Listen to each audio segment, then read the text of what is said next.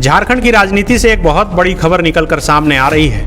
डुमरी उपचुनाव की घोषणा कर दी गई है। शिक्षा मंत्री जगन्नाथ महतो के निधन के साथ ही यह सीट खाली थी।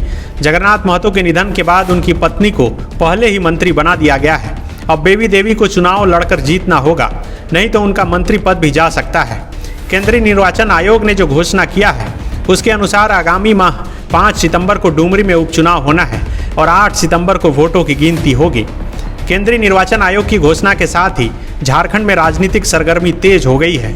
डुमरी विधानसभा क्षेत्र में आचार संहिता लागू हो गया है, मतलब सरकार उस खास इलाके में कोई भी सरकारी ऐलान या फिर नए कार्य नहीं कर सकती है। स्वर्गीय जगन्नाथ महतो की पत्नी बेबी देवी को मंत्री बनाकर झारखंड मुक्ति मोर्चा ने अपना उम्मीदवार तो घोषित कर ही दिया है, लेकिन अब तक एनडीए की तरफ से उम्मीदवार की घोषणा नहीं हुई है।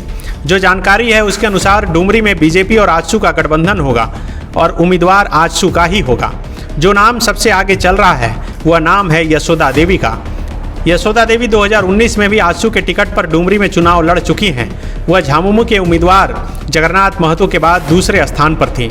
2019 में भाजपा और आजसू के अलग अलग लड़ने के कारण जगन्नाथ महतो आसानी से चुनाव जीत गए थे। उन्होंने अपने निकटतम प्रतिद्वंदी आजसू पार्टी की उम्मीदवार यशोदा देवी को 34,288 वोटों के अंतर से चुनाव हराया था। तीसरा स्थान भाजपा के उम्मीदवार प्रदीप साहू को मिला था। लालचंद महतो जदयू से चुनाव लड़े और मात्र 5,219 वोट लाकर सिमट गए।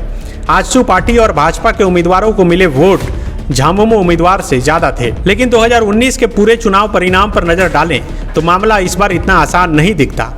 2019 में जगन्नाथ महतो ने कुल वोटिंग प्रतिशत में सबसे अधिक करीब 37% वोट हासिल किए थे।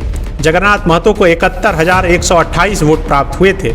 इसके बाद आजसू की उम्मीदवार यशोदा देवी ने करीब 19% वोट हासिल किए थे।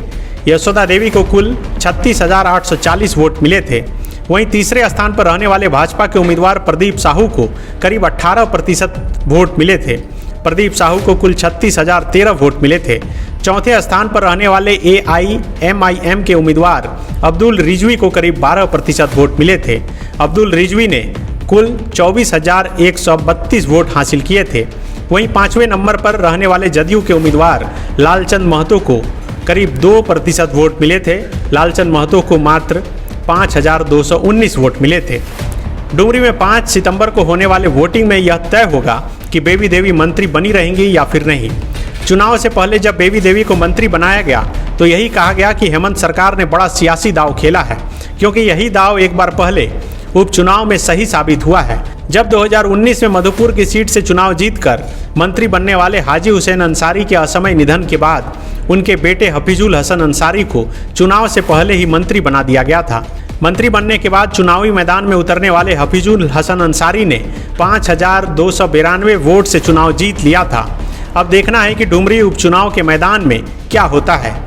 वैसे चुनाव की घोषणा होने से पहले ही खुद मुख्यमंत्री हेमंत सोरेन डुमरी विधानसभा क्षेत्र में दो बड़े कार्यक्रम कर चुके हैं और बता चुके हैं कि सरकार स्वर्गीय जगन्नाथ महतो के हर सपने को पूरा करने का काम कर रही है।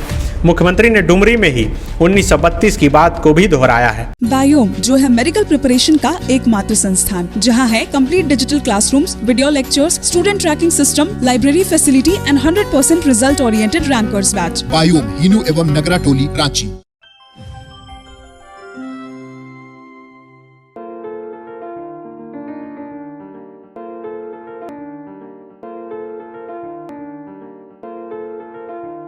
thefollowup.in. Like, share, and subscribe. www.thefollowup.in